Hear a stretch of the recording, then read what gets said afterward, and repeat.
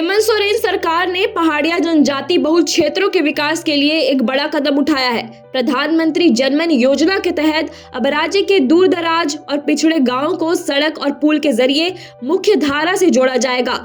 ये पहल उन इलाकों के लिए बेहद राहत भरी है जहां आज तक बुनियादी संपर्क की सुविधा नहीं पहुंच पाई थी।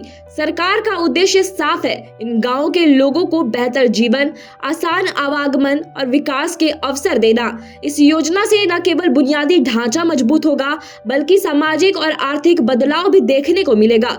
योजना के दूसरे चरण में झारखंड के 12 जिलों में बड़े पैमाने पर काम शुरू किया जा रहा है। कुल 291 किलोमीटर लंबी 139 सड़कों के निर्माण को मंजूरी दी गई है, जिस पर करीब 2591 करोड़ रुपए खर्च होंगे। जिन जिलों में ये काम होगा उनमें पाकुड़, पलामू, गढ़वा, चतरा, दुमका, गोड्डा, गुमला, जामताड़ा, लातेहार, पूर्वी सिंहभूम और कोडरमा शामिल हैं। इन परियोजनाओं से हजारों ग्रामीणों को सीधा लाभ मिलेगा।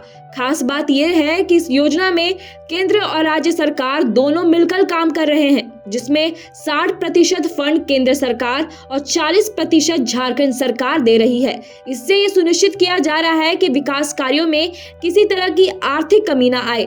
इस पूरी योजना में साहिबगंज जिला सबसे आगे नजर आ रहा है। यहाँ 88 किलोमीटर लंबी 40 सड़कों का निर्माण किया जाएगा, जिस पर करीब 72.79 करोड़ रुपए खर्च होंगे। तालझारी प्रखंड में सबसे ज्यादा 21 सड़कें बनेंगी, जबकि बोरियो, बरहेट, मंडरो और पतना प्रखंड में भी सड़क निर्माण होगा। इसके साथ ही 594 मीटर लंबाई के कुल 18 पुलों का निर्माण भी किया जाएगा, जिन पर करीब 34.5 करोड़ रुपए खर्च होंगे।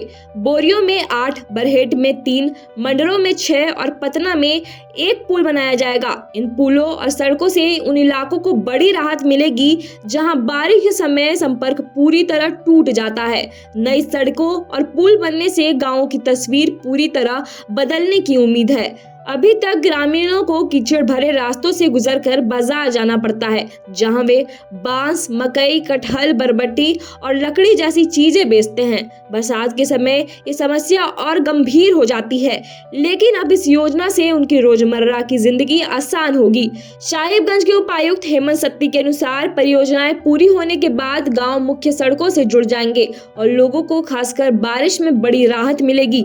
वहीं कार्यपालक अभियंता देवीलाल हांसदा ने बताया कि जल्द ही टेंडर प्रक्रिया शुरू होगी और 2 महीने के भीतर निर्माण कार्य भी शुरू कर दिया जाएगा।